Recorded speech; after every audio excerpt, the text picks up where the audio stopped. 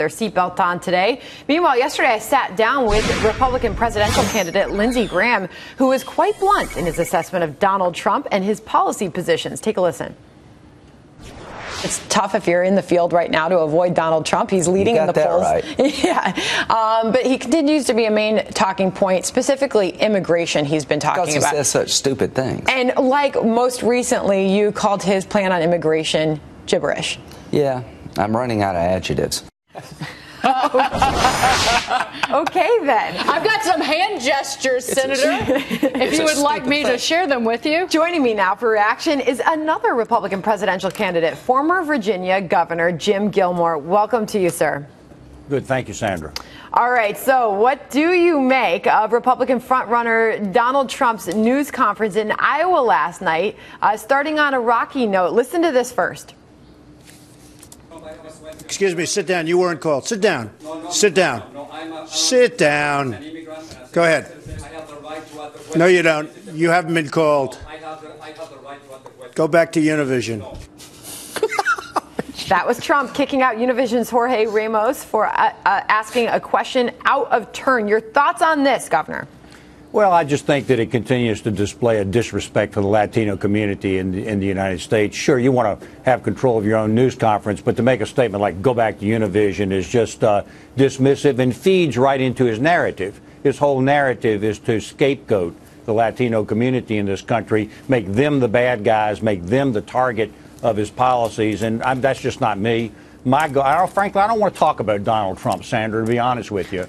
What I want to do is talk to you about why I want to be president. I mean, he's arguably driving a lot of the conversation on the GOP side. It's hard to ignore him because so many people are chasing him. But that being said, Governor, one talking point certainly that we would love to talk to you about is the economy in these markets. Your take on this wild ride and these wild swings that we're seeing this week in relation to monetary policy. A lot of finger pointing amidst this sell-off is at Obama's White House and the policies on the economy coming out of there. And it absolutely should be. One of the reasons why I want to run for president is to build this economy up, get growth going again, where we're not growing anywhere near as fast as we historically have, or we must grow now. And that means that we have to have an affirmative policy like I have put out to grow this economy, get wages up, get young people an opportunity. Which includes what? What would you do? Well, what I would do is I would reform the personal tax code. I would be charging the corporate community, all the corporate community and business community at 15%, eliminate the death tax. But, you know, you made the right point, Sandra, at the beginning. Donald Trump is directing American resentment and anger towards an insular minority in this country, which is a bad thing to do. What we need to do is to channel this anger and resentment towards the Obama administration, which has been putting policies in place which are deliberately growing this economy in a slow way and hurting the American people. The Obama policies have to be reversed, and an affirmative growth policy has to be put into place, and that's why I'm running for president. Governor John Bussey from the Wall Street Journal. Yeah, Governor, it's a big field in the Republican realm, and you're just one of many candidates running. You're talking about tax cuts, personal tax cut, corporate tax cut. That sounds like a lot of other candidates. How would you stand out? How are you going to attract the attention of the voter? Because when the circus is over, the American people are going to want to understand who could actually be president, who could actually run the government. And I have direct plans that have been put into place, substantive and experience to back it up, a growth plan for the economy, a new age, a new day for the American security of this country, which is very dangerous. We have other governors that are running in the Republican race, and a lot of them talking the same language that you're talking.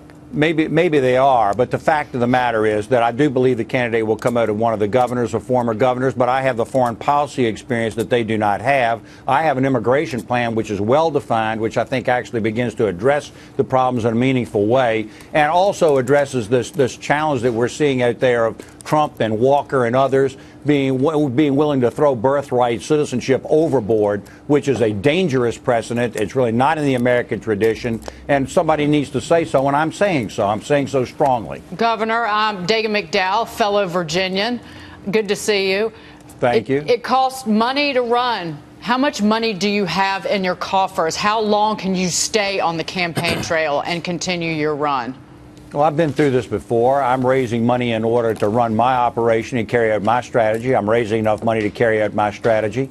And my strategy is to get out there and offer the positive solutions, to go into New Hampshire and talk to the people of New Hampshire about what I want to do. And I'm confident I can run this campaign just right. Because I have the experience, frankly, that a lot of the other people just don't have. All right. Governor Gilmore, thanks for joining us on Fox Business this morning.